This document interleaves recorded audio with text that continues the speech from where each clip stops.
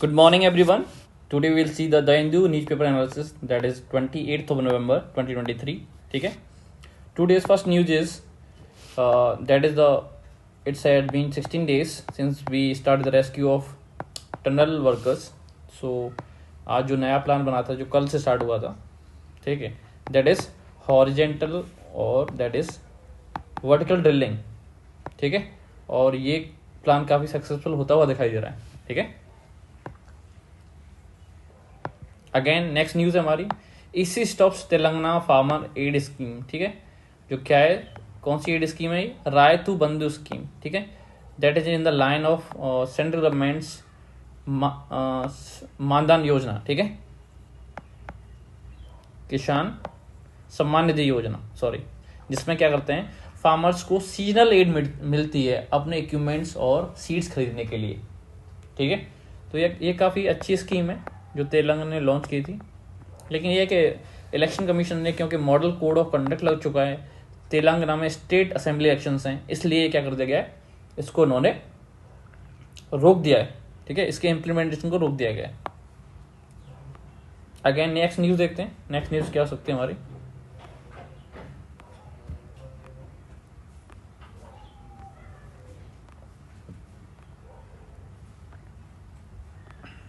Next news हमारी ये कि शिमला में जो मानसून मेहम चल रहा है, क्योंकि इस समय मानसून रिट्रीट हो रहा है.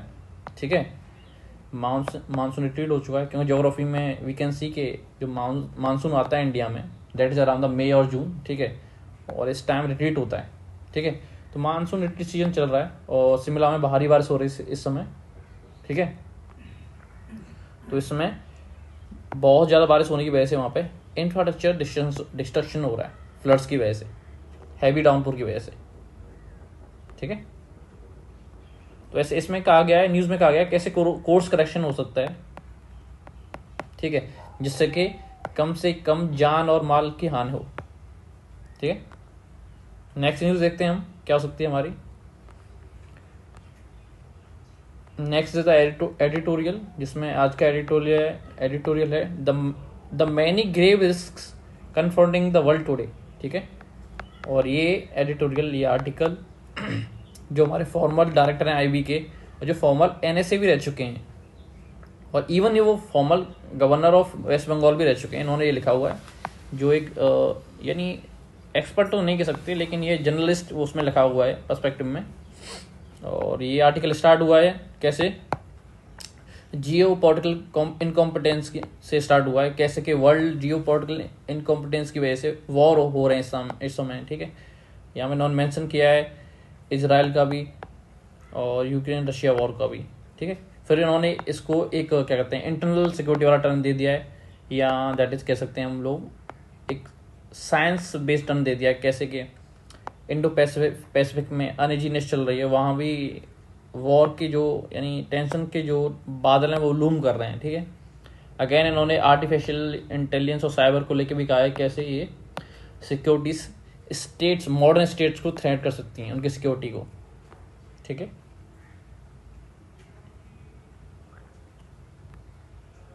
सेकंड है, जो सेकंड आर्टिकल है वो क्या है, ये आर्टिकल लॉ के बारे में है. इसमें लिखा हुआ कैसे हम रिवैम्प कर सकते हैं स्ट्रक्चर, सुप्रीम कोर्ट के स्ट्रक्चर को. ठीक है, और क्योंकि supreme court is oven burden with the many cases. ठीक है, जो हमारा हाईएस्ट अपील कोर्ट है वो सुप्रीम कोर्ट है, क्योंकि कल मैंने मेंशन किया था कि इंडिया की जुडिशरी सिस्टम है जो इंटीग्रेटिव है, starting from the that is zila courts and reaching peak up to the Supreme court.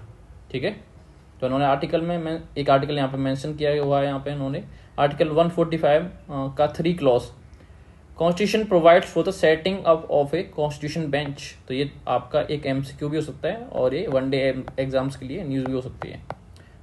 One day exams के लिए हमारा एमसीक्यू हो सकता है. ठीक है, अगेन देख सकते हैं और क्या रिलेवेंट है इसमें.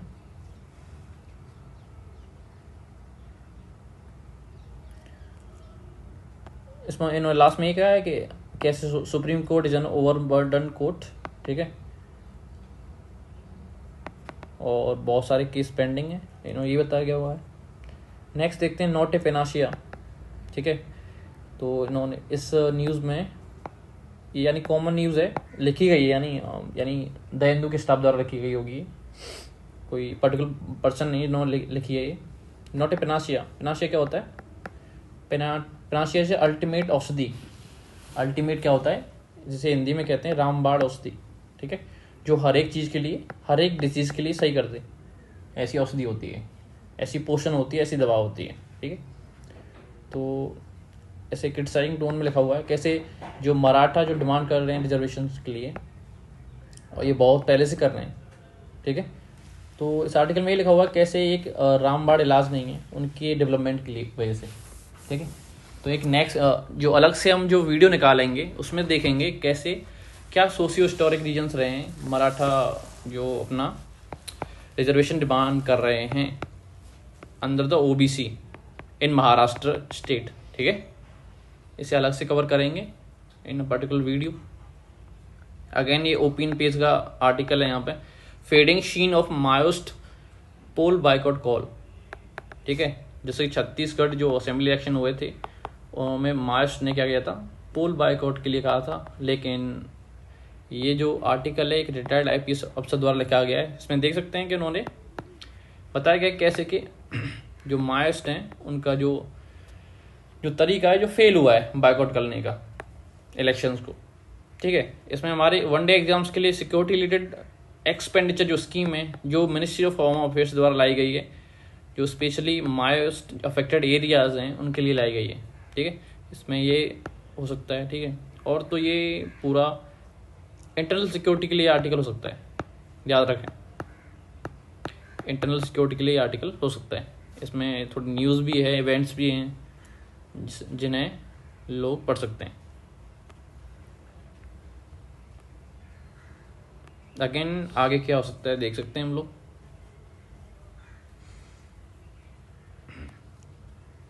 अगेन ये इकोनॉमी का आर्टिकल है, ठीक है, इकोनॉमिक्स में, ठीक है। इसमें लिखा हुआ है कैसे Javier Milei who is the presidential winner of the Argentine presidential elections, ठीक है। तो उन्होंने अनकन्वेंशनल पॉलिसी के लिए उन्होंने अपने इलेक्शन टाइम पे कहा था that is dollarisation of economy. जो अर्जेंटीना की जो प्रेजेंट जो करेंसी है वो पेसो है, और अर्जेंटीना क्या है, एक साउथ अमेरिकन कंट्री है अर्जेंटीना, ठीक है। तो उन्होंने ये बताया कैसे डॉलराइजेशन ऑफ इकोनॉमी, इस आर्टिकल में बताया गया है कैसे, यानी क्वेश्चन किया गया है इसमें, can dollarisation save an economy. तो उन्होंने इसमें एक वो दिया गया है, आर्गूमेंट भी दिया है कैसे डॉलराइजेशन जो लोगों के लिए मनी अवेलेबिलिटी है उसको कम करता है, उसकी वजह से क्या होगा, लोग कम एक्सपेंडिचर करेंगे, डिमांड क्या हो जाएगी, जो गुड्स की कम हो जाएगी, उससे इन्फ्लेशन कम बढ़ने के चांसेस रहेंगे, ठीक है। जो बेसिक प्रिंसिपल है इकोनॉमिक्स का वो यहाँ पे यूज़ किया गया है आर्गूमेंट के ऊपर, ठीक है। यहाँ पे एक और जो देख सकते हैं यूरोजोन क्राइसिस जो ग्रीस में हुई थी, जो ग्रीस में हाई इन्फ्लेशन हो गया था, ठीक है। ये 4-5 साल पहले या कितने साल पहले हुआ था ये इवेंट, इसको देख सकते हैं, ठीक है। तो ये पूछ सकता है कि यूरोजोन क्राइसिस कब किस कंट्री में हुई थी, ग्रीस में हुई थी।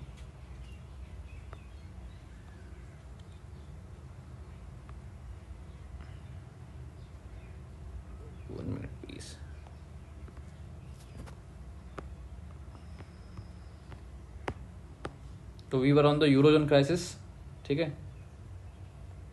Now let's see,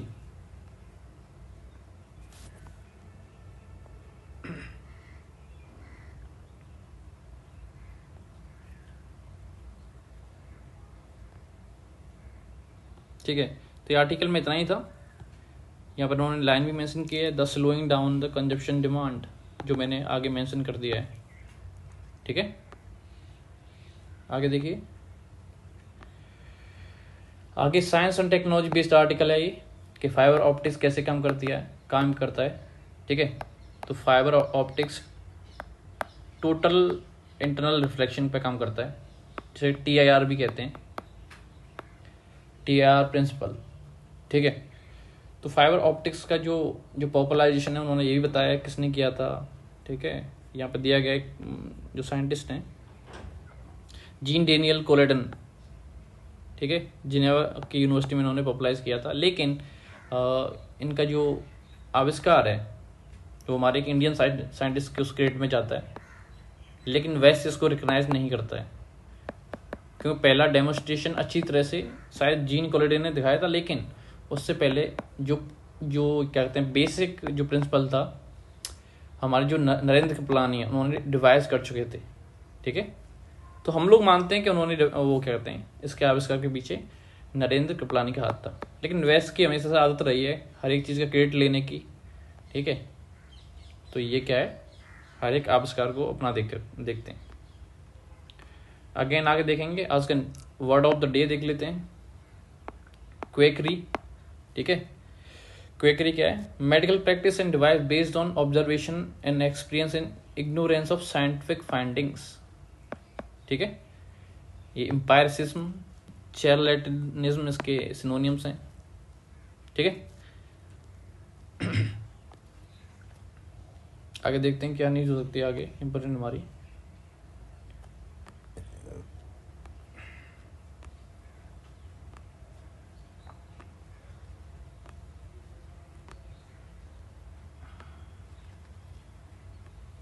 again international labour organisation से रिपोर्ट निकाली है, कैसे more than 30 lakh workers die due to work related factors, क्या है, due to work related factors, ठीक है।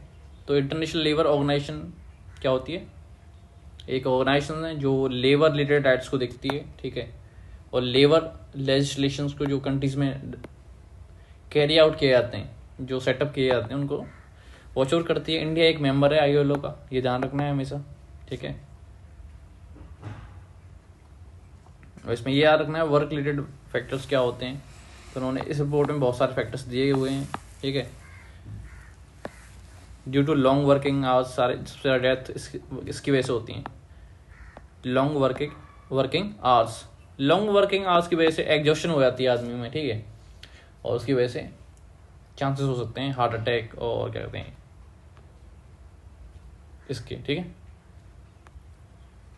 आगे देख लेते हैं जो हमारे एमसीक्यू को पार्ट हो सकता है। देखिए, क्रिस्टोफर लक्सन जो कि अर्जेंटीनियन एक न्यूजीलैंड प्राइम मिनिस्टर हैं जो अभी बने, ठीक है, अभी प्राइम मिनिस्टर बने न्यूजीलैंड के। तो ये क्वेश्चन एमसीक्यू आ सकता है, ठीक है। नेक्स्ट देख सकते हैं कोप 28 कहाँ होने वाली है इस बार, हमारा एमसीक्यू को पार्ट हो सकता है। जो एमसीक्यू जो दुबई में होने वाली है, क्या है, दुबई में। कोप की फुल फॉर्म क्या होती है, कॉन्फ्रेंस ऑफ पार्टीज होती है, क्या होती है, कॉन्फ्रेंस ऑफ पार्टीज, जो स्पेशली क्या है एनवायरनमेंट जो एक्टिवेशन को लेके है, ये है समिट होती है, ठीक है। क्योंकि बाइडन इस बार इसको मिस कर सकते हैं कोप 28 को, जो यूएसए की पॉलिसी है एनवायरनमेंट को लेके काफ़ी इनएक्शन देखने को मिल रहा है उसमें 2017 के बाद, जब से जो इनसे पहले जो प्रेसिडेंट थे वो आए थे, तो ये ज़्यादा इम्प्रूव नहीं कर सके उसमें। अगेन थोड़ा पॉजिटिव न्यूज़ है, Israel and Hamas agree to extend truce for 2 more days। Truce आपको पता ही है, युद्ध विराम कहते हैं इसको हिंदी में, युद्ध विराम कहते हैं, ठीक है। तो 2 दिन और के लिए ये लोग एग्री हो गए एक्सटेंड करने के लिए, जिससे कि कम डेथ होंगी हमारे हिसाब से, ठीक है। अगेन हमारा एमसीक्यू का पार्ट हो सकता है, पॉल लिंच जो एक आयरिश राइटर हैं, उनको 2023 में बुकर प्राइज मिला है for his book prophet song, ठीक है, प्रॉफिट सॉन्ग। अगेन ये न्यूज़ हो सकती है हमारी, देखिए, EV to account for 11 to 13% of new bus sales, ठीक है।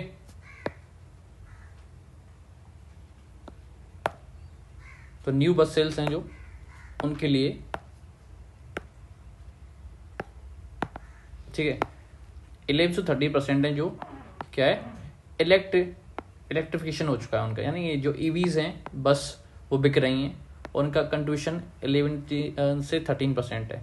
इसके ऊपर हम एक आर्टिकल भी पढ़ चुके हैं कल, कैसे कि फ्लीट जो इलेक्ट्रिफिकेशन है, ठीक है, वो क्या है, अर्बन पॉल्यूशन को कम कर सकता है, क्योंकि mostly PM 2.5 that is particulate matter 2.5 और PM10 को कंट्रीब्यूट करते हैं।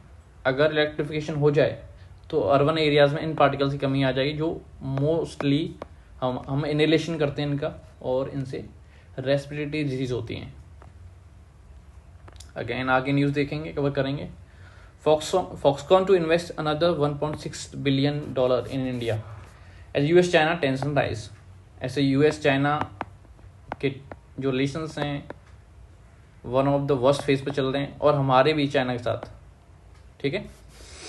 तो उससे यानी इसका फ़ायदा हमें कहीं ना कहीं मिल रहा है कि जो फॉक्सकॉन है, जो एक IT कंपनी है जो चिप सप्लाई करती है एप्पल के लिए और सम अदर, ठीक है,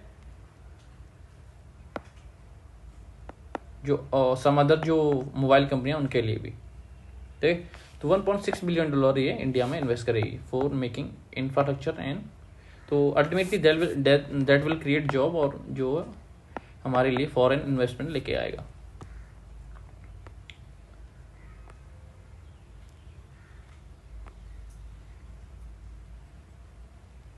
ठीक है, Italy won the Davis cup, ये देख सकते हैं हमारा, देखिए इटली, जो हमारे MCQ का पार्ट भी हो सकता है, इटली क्या है इस बार डेविस कप जीत गई है, ठीक है।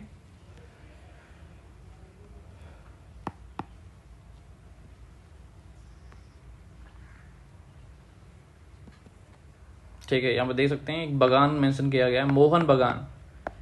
जैसे कि आपको पता होगा मोहन बगान हमारा क्या है, वन ऑफ द ओल्डेस्ट क्या है फुटबॉल क्लब है इंडिया का, मोहन बगान, जो 90 सेंचुरी में फॉर्म हुआ था, ठीक है, जो अभी भी एक्टिव है, जो अभी भी जिंदा है।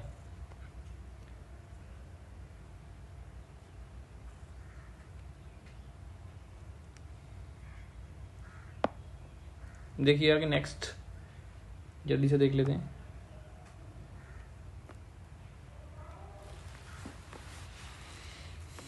और कोई न्यूज़ बची है क्या? हाँ, अनदर ये लास्ट पेज का आर्टिकल है, उसमें न्यूज़ भी है।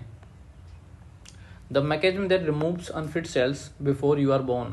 तो कैसे जो अनफिट सेल होती हैं हम उनको अपनी बॉडी में इनहेरिट नहीं करते हैं, और वो जन्म के दौरान जो हमारी बॉडी फॉर्म होती है इनसाइड आवर मदर, ठीक है, कैसे रिमूव हो जाते हैं। ये article is based on the scientific discovery, जो जीन एक्सप्रेशन के ऊपर है। जिन्होंने बायो लिया होगा वही इस आर्टिकल को समझ सकते हैं, क्योंकि बहुत सारे इसमें साइंटिफिक रिलेटेड टर्म दिए गए हैं, जो उनका आपको अलग से मीनिंग देखना पड़ेगा, और इतना ये ROI यानी आर्टिकल नहीं देगा। जो वनडे एग्जाम्स के लिए मैं आपको बता ही दे रहा हूँ कि स्पर्म आपको क्या होता है, ठीक है, जैगआउट क्या होता है, ठीक है, एम्ब्रियो क्या होता है। तो जैगआउट क्या होता है, मेल और फीमेल के जो एग होते हैं उनको मिक्स करके जैगआउट बनता है, जो सिंगल सेल होता है। एम्ब्रियो क्या होता है, जब जैगआउट में डिवीजन होने लगता है सेल्स का तो वो एम्ब्रियो बन जाता है, ठीक है।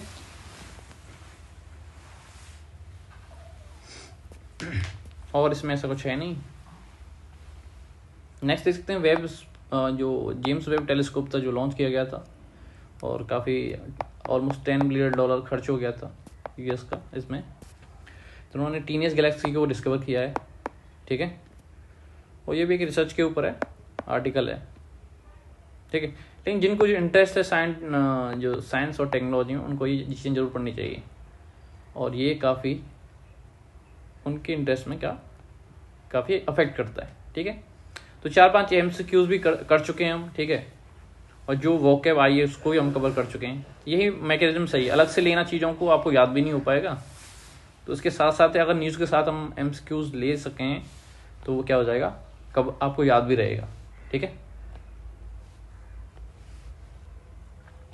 जैसे कि आप कमेंट में बता सकते हैं कैसा, यानी कैसे लेना चाहिए, अलग से हमें MCQs लेना चाहिए और वोकैब लेना चाहिए, या हम केवल न्यूज़ के साथ ही इसको कवर कर सकते हैं, ठीक है। तो थैंक यू एवरीवन।